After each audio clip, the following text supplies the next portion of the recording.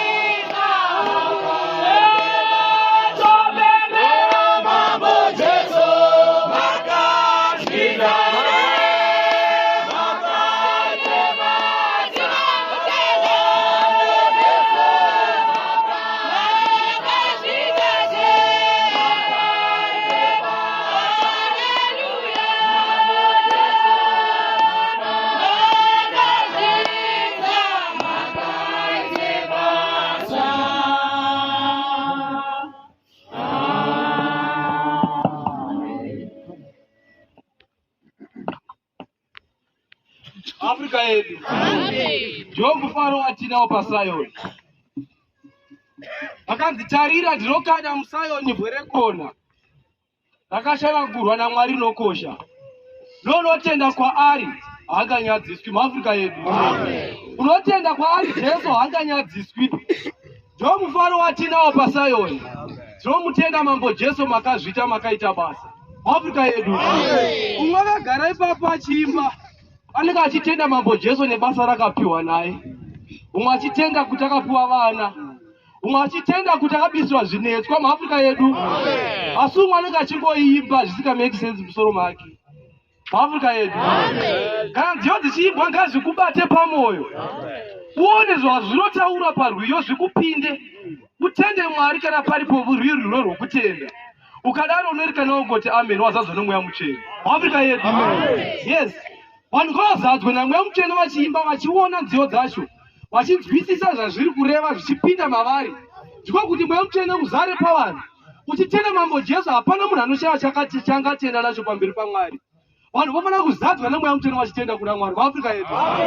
Tinomutenda Mambo Jesu akaita basa. Takanga tine zvinetswa zvizhinji zvakabiswa nezita raJesu tikava nomufaro.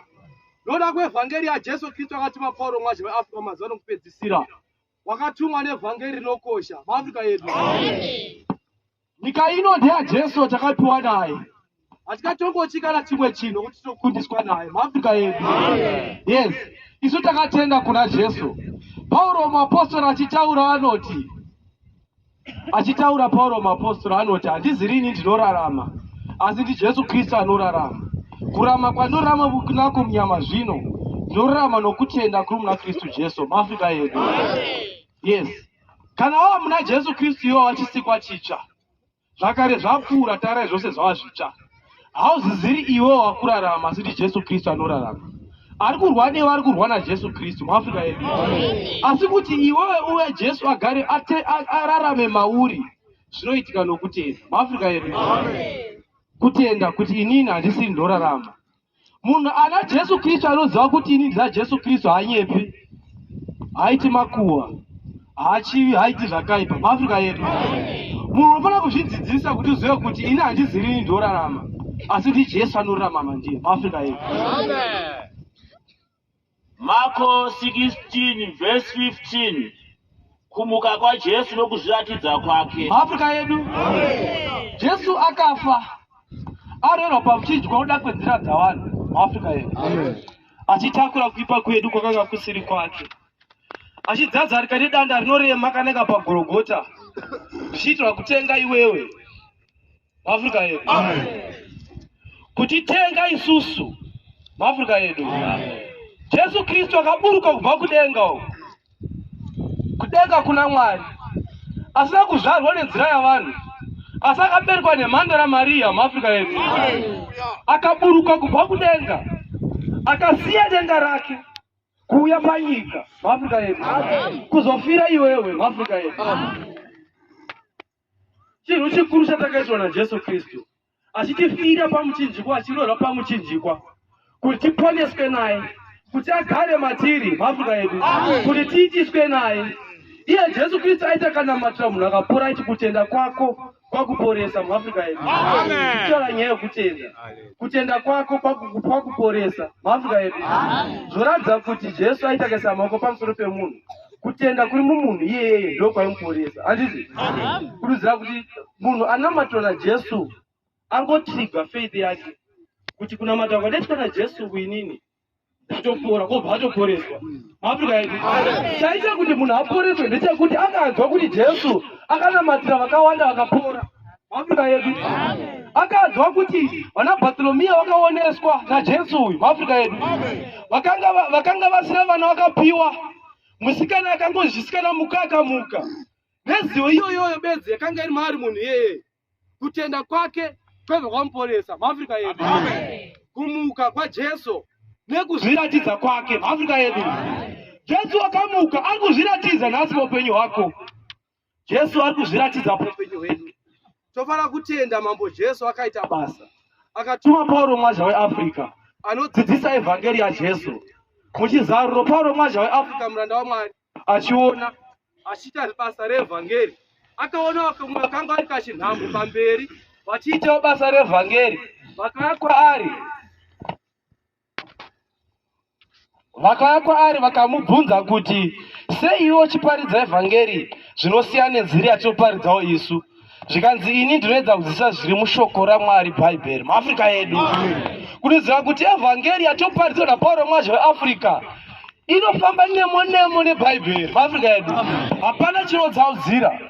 Evhangeri inobva kuEupa, kudenga rechitatu. Evhangeri yekumusoro tiri kupiwa zvokudenga naPauro Mwazha weAfrica muAfrica yedu.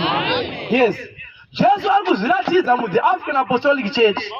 Yes, vanhu vanga vachitenda panapa. Munoti charumbira akafa akamutswa muAfrica yedu. Zvikanzi uyu ndiye anoita basa rekudzosa vanhu panyika muAfrica yedu. Yes, asi tichimbona ngari panhamba eJefferson achiita basa rekudzorera vanhu panyika. Pauro Mwazha weAfrica ane evhangeri yaJesu Kristu, mutumwa. He's our teacher, mudzidzisi. Ndosachi kuti mudzidzisi, teacher anoticha syllabus yaexamina, handiti syllabus yekuzimsek. Apa tiri kupuwa syllabus yekudenga, nekuti zvinhu zvezvatichaita zvichaedzwa nomoto muAfrica yedu. Saka tiri kupuwa examu, tiri kupuwa namaka futi. Ndiye anomaka muAfrica yedu. Yes, saka dzidziso yatopona Pauro Mwazha weAfrica yada kubatisiswa, nokuti ndo pane kuponeswa kwedu ipo papa. Kumuka kwaJesu nokuzviratidza kwake. Ari kuzviratidza pakati pedu Africa yedu. Akazviratidza kwazhinji vari pano vachidzidziswa naye Jesu Kristu, achituma mutumwa wake Pauro Mwazha weAfrica. Ndiye tiri tichiona achiuya achitibatsira. Vakafa vachimutswa, vasina vana vachipiwa nezita raJesu, asi zvichiitwa nokutenda.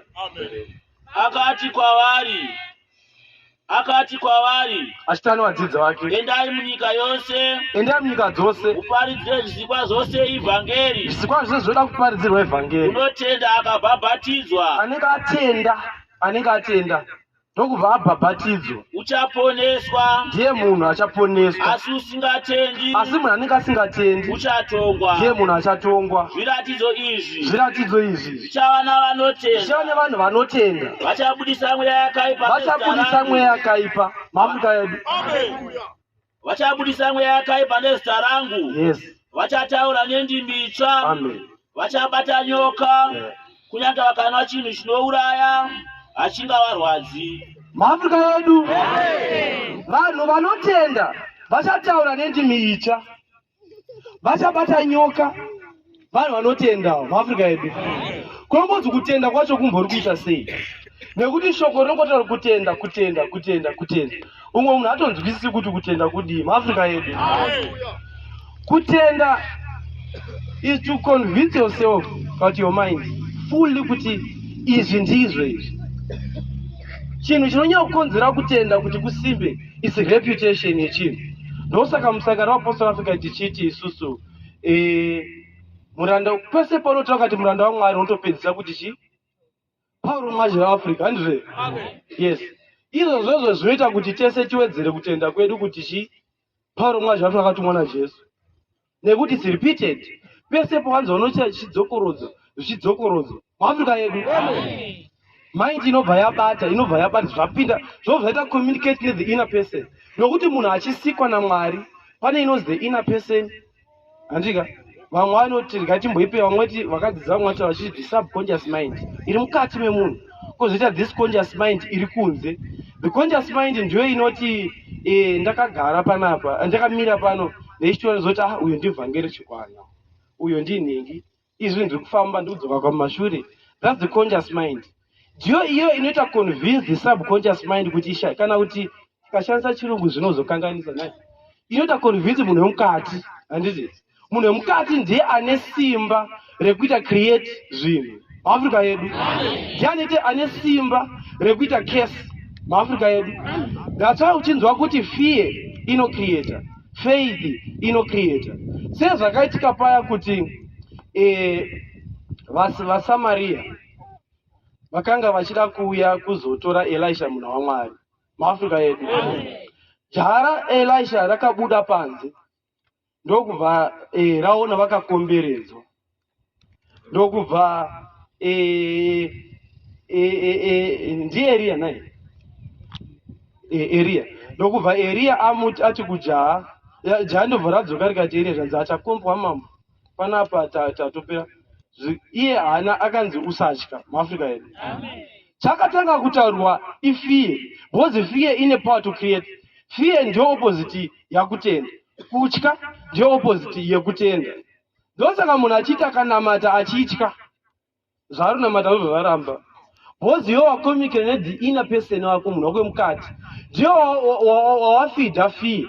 Kana atya munhu iyeye akutosika negative muafrica yedu ndosaka chinzi unotenda ndiye munhu anobatsirika. Jesu ndosaka aita unamata kuti kutenda kwako kwakuporesa muafrica yedu kutenda. Iwe ukachida kuti fear isakubate repeat zviri positive muafrica yedu kuti inini ndiri Jesu anorarama mandiri. Hapana chinondikunda nekuti ndiani? NdiJesu anorarama mandiri muafrica yedu. Yes, nanzwa mai vaka vachitaura kuti ndakarota ndichidya saka ndakakundwa. Pawangotaura kuti ndakundwa chete already watokundwa muafrica yedu. Never. Nyango ukatyoka gumbo ichi ndiri makumbo angu akakwana. Stubborn faith ndio inodiwa. Yakaitwa na Paulo mwazi wa Africa adaidza kunamata vagombe. Asvika unamata vagombe ndobva ati adaidza Ishe Jesu Kristu amunamatiri. Ishe Jesu Kristu asisvika vagombe vakabva vafa. Zvikanzi aikakasha kozvaita sei? Handina kuti munhu weafe uyu timunamate kuti aite sei? Apore. Muranda wamwe Paulo mwazi wa Africa achinamata kudaro ndobva atawana kutoona vision. Vision yanga achiona muranda wamwe Paulo mwazi wa Africa yanga iri opposite to zvinhu zvazviri paground. Iye muranda wamwe Paulo mwazi akatona vagombe vatochembera vachitofudza mombe dzavo vatokura vatova neutano vakasimba, but physically paground vagombe vanga vakafa muafrica yedu. Yes, pakapedza kunamata achimuka achitarisa vagombe so akaona paine munhu mupenyu but anga munhu anga akafa. Ndobva angoisa maoko pamusoro bvazvatoshanda bvatomuka. He stick to the vision iri positive muafrica yedu. Ndo yakaita stick to kuti nyangwe iwewe ukanzi zvauda zvaramba mumaindi dzako kuti zvatoita zvinotoita ndiri kutozosvika ipapo. Ndo faith inotaurwa iyoyo. And chinonzi faith chinhu choita kuti zvishande ireputation, kudzokorodza kuti inini handikundwi navaroi. Varoi vada kundiroyesa asi handiroyeke. Ini handisi kuzoroya nezita raJesu muafrica yedu. Wararo bva rotodya nyama kobva wangobva wati nyangwe ndikata ndidya nyama hazvishandi. Sezvaino muranda wamwe Paulo mwazi wa Africa achitaura kuti zvikanzi amai vane mimba but havisi kutamba. Zvikanzi kutamba kwemimba kana kusatamba kwayo hazvizivi chinhu izvi muafrica yedu. Ndobva pabereka mwana anorarama.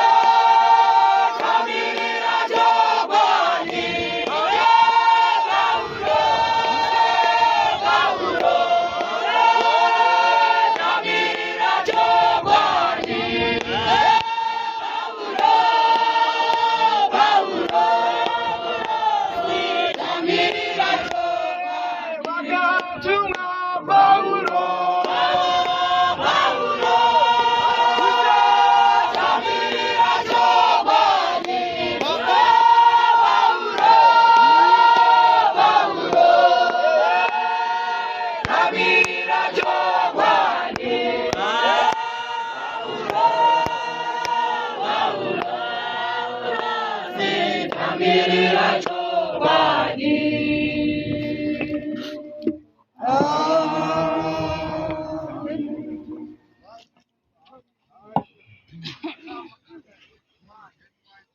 Afrika yedu. Yes, tomtenda Jesu. Wakaita nyasha kwatiri sipana ku Afrika. Akatuma muranda wake Paulo mwaje wa Afrika. Anotipa dzidziso dzekudenga Afrika yedu. Ndosaka pakuimba chiti vose vatendeuka ngavabhabhatidzwe. Vachaona zvishamiso zvichavatevera Afrika yedu. Yes. Tiri kutenda Mwari tiri mu African Apostolic Church. Ndosaka tichidzi muchapuwa mvura yaAlpha na Omega inodzi gunda waroi Afrika yedu.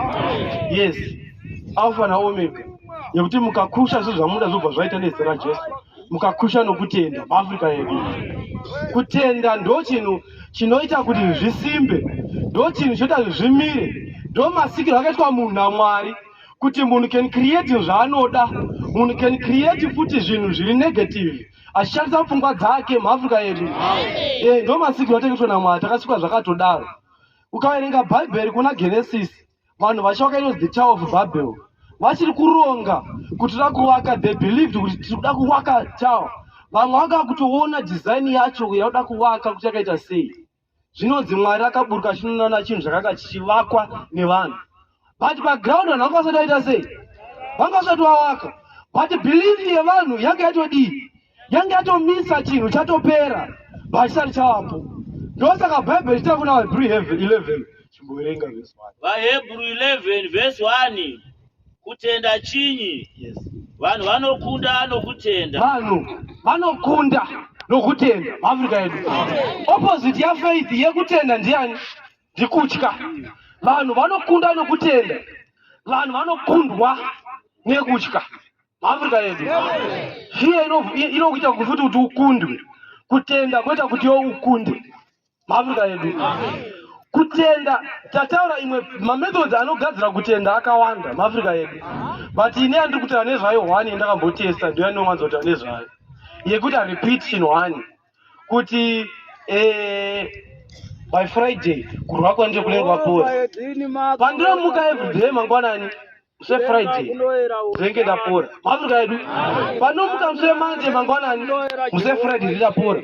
Tuesday mangwanani Friday ndapora. Tuesday masikati Friday ndapora. Repeating that zopinda munhu mukati endi vazaita create zvinhu zviri positive zvakuda iwewe.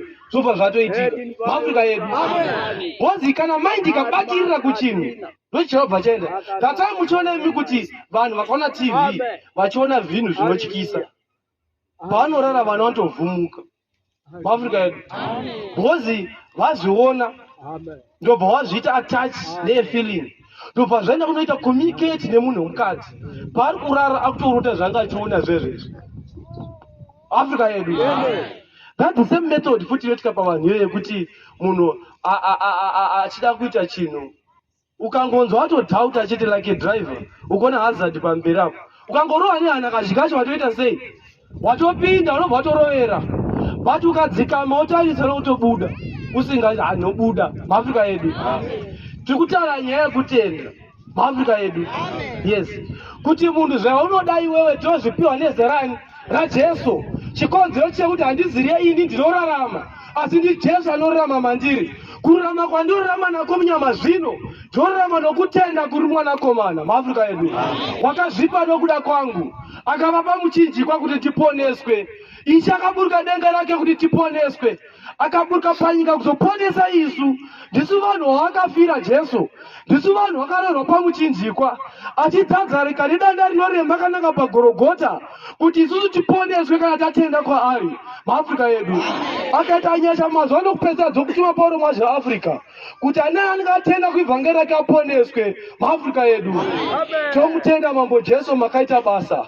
Taiwakura asi tava pedyo naye, takatengwa namaropa rake, achirova zvipikira achibhorwa nyama dzake kuti isu tive nemufaro paSioni muAfrica yedu. Ndikatarisa ndinokanda muSioni bwerekona rakashangwa naMwari rinokosha nonotenda kwaari hanganyadziswi muAfrica yedu. Tiri muSioni. The African Apostolic Church is Zion. Shout Zion is a Hebrew word inodudzira kuti kuti fortification kachitira kuchirungu direct translation is fortified kana kuti kuchengetedzwa kukomberedzwa muafrika yedu inonzi Zion izwi rodudzira kuti tiri makakomberedzwa naJesu Kristu muafrika yedu saka tinotya iko kana tiri makakomberedzwa naJesu Kristu tinotya iko kana Jesu Kristu ari anorarama matiri muafrika yedu tomutenda mambo Jesu akaita basa zvino kutenda ndirwo rusimbiso rwezvinhu zvatinotarira nechiratidzo chezvinhu zvatisingaoni muafrika yedu chinhu chausingaoni faith ndiyo inokuratidza muafrika yedu muri mwana wechikoro ari kunyora exam faith ndiyo inokuonesa ma-A wakatsidzinya souchiona ma-A iso ndikuzopasa and stick to that vision sezvakaita munda wamwari pano mwa zvaafrika chinamatira magombe muafrika yedu kuti zvandiri kuda zviri kuita sei zvatoita nezita raJesu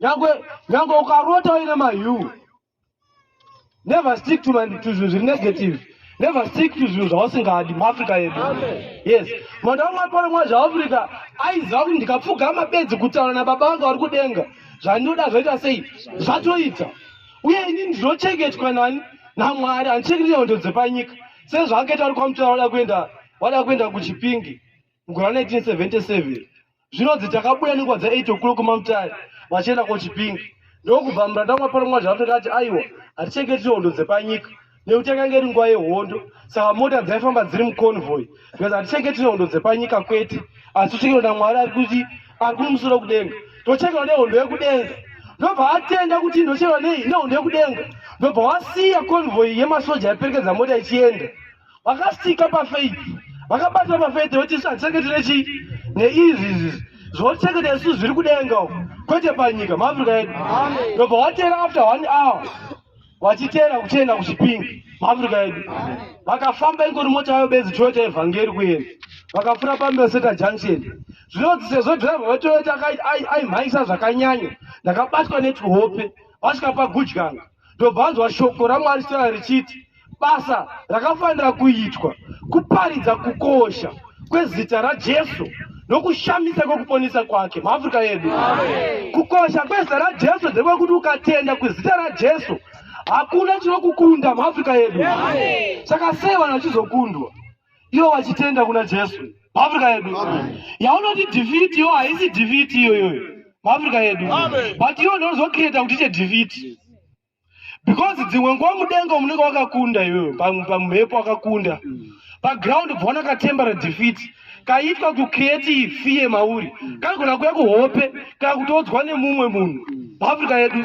otokudze kana kutongorota hope uchinzwi nemadhimoni ekure otanga utorota uchitodya nyama big time kutorota kudya nyama iyo paunomuka fear yakubata bva creator uroyi muafrika yedu watokundwa tofanira kuti inozi stubborn faith kuti mimba kutamba kwayo kana kusatamba mwana achozvarwa chete yes whether equations dzepanyika dzatakadzidziswa yaitika kana kuti haina kuitika anza ndudai ndinoita sei ndiyo inobuda chete kuti munhu anogara 4 days mumochari munhu anogara 4 days mumochari yes akafa mochari munotonhora kwakutotakurwa nemota yenyaradza kuzi kuva kutocherwa muafrika yedu pakuruka nesimba raJesu ngatiponi katadza kukunda imwe uyayo tifambe nayo haurozi watuma kufamba nayo vange uyayo tifambe nayo ngatifambe nayo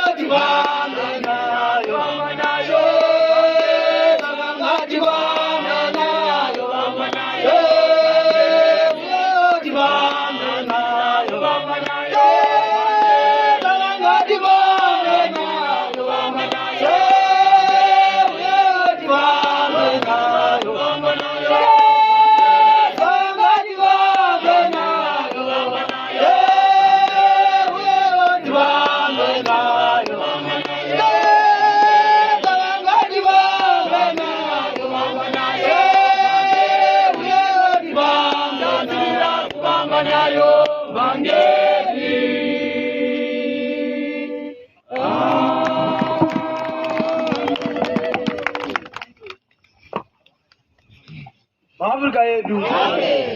Yes, takanga tiri kure kumabhazuva. Asi Mwari wakatidaidza kuivhangeri yokuponeswa. Nhasi tinoti mufaro bedzi mimba yaMwari. Nokuti takaponeswa takarirwa tine mufaro muAfrica yedu. Hatina chinotinetsa, hapana chinotitambudza. Pazvinhu zvose zvatakakumbira kuna Mwari hapana kachimwe chete chakakona muAfrica yedu. Tofana kupa mbiri yakapetwa gwayana raMwari Baba neropa rine simba. Takatisunungura pane zvakaipa muAfrica yedu. Tikazombura tamwe pano mwazvabura kwaziwaita mambo Jesu nyedzi inopenya. Ndudzi dzose dzinokuchingamidza. Dzati iwe uri tenzi hoya zvemuponesi washanyira Africa. Femera mweya unoera pamusoro payo muAfrica yedu. Zvino mweya unoera wakafemerwa pamusoro peAfrica. Vanhu vomuAfrica vano mufaro muAfrica yedu. Mufaro wakadzikwa nomuranda waMwari Pauro mwazha weAfrica mazuva okupedzisira muAfrica yedu. Iye pakukura kwake akati tiwerenge part 1 nepart 2. Ukawerenga kukura kwaPauro mwazha weAfrica kuzere nokutenda bedzi muAfrica yedu. Faith ndiyo yakazara mabhuku ekutonga Pauro mwazha weAfrica. Evhangeri anotidzidzisa evhangeri yokutenda muAfrica yedu. Vatova munhu achitakareura paine muranda waMwari Pauro mwazha weAfrica anongonzi zvaita. Shoko rake ndiyesi chete hakuna no muAfrica yedu. Yes, nesuwo tinotera dzidziso dzake. Ndo mafambiro atofanira kuita iwawo. Hapana chinhu chandada chinofanira kuramba muAfrica yedu. Yes, nokuti kana wanzi watochida nemwoyo wako iwewe, zvoduzoti Mwari atendera. Mwari atozvitenda kuti zviitike. Saka zvakufanira kutoita sei? Kutoitika. Nokuti takapiwa simba rekubisa zvatisingadi zvichibiswa. Zvatinoda zvichita sei? Zvichiita muAfrica yedu. Muranda waMwari Pauro mwazha weAfrica apedza teachers training college kucollege yake apedza. Aida kunoticha paHoward muAfrica yedu. Yes. Ende akapa yenu handizvo. Yes, ndo zvaita sei? Ndo zvaida, ndo zvazviri pamwoyo pake izvozvozvo. Yes. muAfrica yedu. Tinofanira kudzidza kutenda kubva muranda waMwari Pauro mwazha weAfrica. Nokuti kutenda ndicho chiratidzo. Kutenda inotipa vision yechinhu chandiri kuda muAfrica yedu. Kana watenga mota unotoona vision yayo musoro mako so. Kuti chinhu chandiri kuda muAfrica yedu. Izvi zvati vision zvaita sei? Zvaitika. Nokutenda tinonzwisisa kuti nyika dzakanatsorongedzwa nezwi raMwari. Naizvozvo zvinhu zvinoonekwa hazvina kuitwa nezvinhu zvinoonekwa muAfrica yedu. Chinhu chinoonekwa hachina kuitwa ndizvo zvinoonekwa. Nekuti ishoko bedzi rakangoti magome ngavepo. Ndobva aita sei? Ndobva atovapo muAfrica yedu.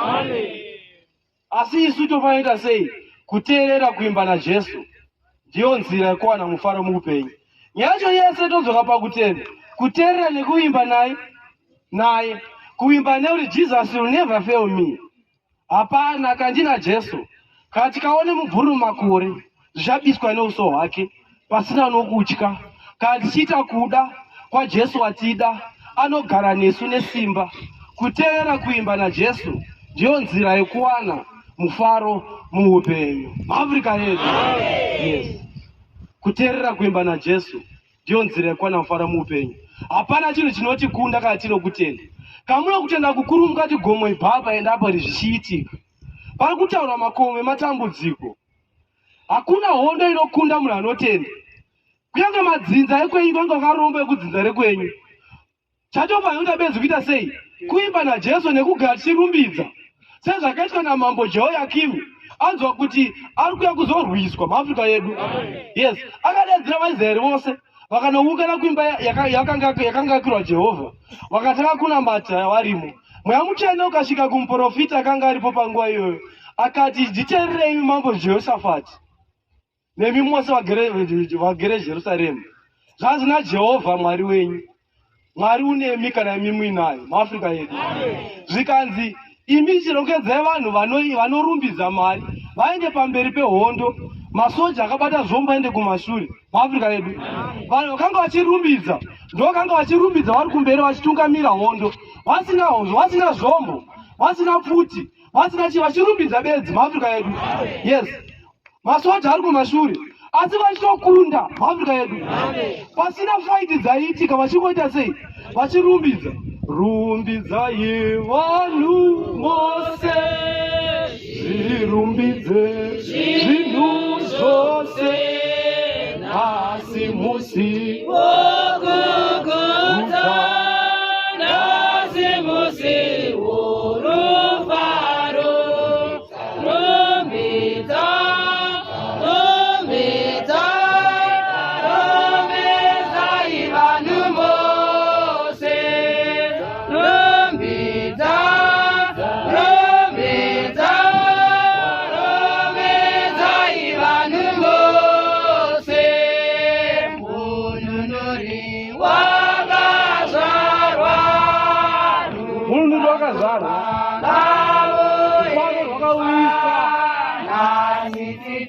Dzakauya kupona kwauya.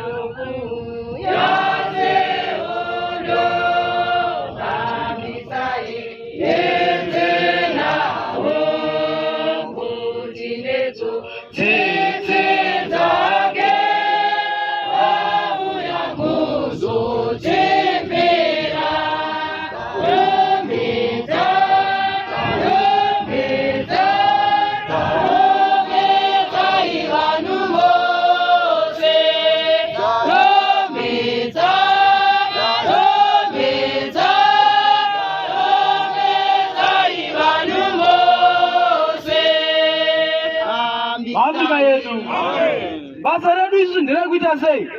Ndekurumbidza nekuchira kutenda kuti Mwari anotibatsira. Umwe mimba akati ngaizadzwe imba yangu nerwo rwandinoimba. Nokuti rakanaka raJesu wakandishamba muAfrica yedu. Ndiye akandidzidzisa kurinda nokuteura muAfrica yedu. Basa redu isu nderekurumbidza. Tichitenda nekuziva kuti Mwari anoita sei? Anotibatsira. Nekuti inini kana ndava muna Jesu Kristu ndavachisika chicha. Handizivi ndinorarama. Zvedzinza rangu zvakatosara ndisati ndapinda muna Jesu Kristu. Delete information yese yakaudzwa iri against raJesu Kristu. Woita focus on zvakadzidziswa kuti iwo kana dambudziko pamba pako pfugama woita sei? Unamate sezviri paHymn 108. Kana waona nhamo teura kwaari, napafa rufaro rwako tenda kuna Mwari. Simba rakatipa rinokunda zvese. Simba iroro rinokunda hondo dzemadzinza, rinokunda masatanisti, rinokunda kunyange Satani wacho akasika masatanisti, rinokunda magic dzese. Yako munhu akaenda kuMalawi kuenda kuIndia kutotsvaka magic dzokanganisa iwewe. Simba rakatipa Jesu rinokunda zvese izvozvozvo. Nderekuteura kuna Mwari wedu muAfrica yedu. Kugama namabvi uteure pari anotinzwa. Hapana chinotikunda nekuti nechombo chinobhora hondo dzose muAfrica yedu. Kana tikasimbira pakuziva kuti ini handizirani, handiziri inini ndiri kurarama, asi kurarama kwandorarama kwandiJesu ari kurarama muAfrica yedu. Dambudziko ratinoita nderekusima negative mind dzedu. Mind inobva ita creative zviri negative muAfrica yedu. Yes, kuti ndatona mwana atorwara hei zvatooma paita kuti nahospital zvatodizvo zvatoitika. Mwana arwa muzita raJesu anopora. Totanga kutorumbidza muAfrica yedu. Kwete kuti ukada zoza ndekottage prayer munhu anoenda nekuda kwefear yekutiza matambudziko muAfrica yedu. Munhu ngaende kottage prayer unoda kuita sei? Kwekutenda, kunorumbidza. Munhu ngakwire ngatsanye nekuda kwekuita sei? Kwekutenda nekunorumbidza muAfrica yedu. Nokuti mambo Jehoshaphat vauzozise vanorumbidza kumberi, vachiimba vachienda.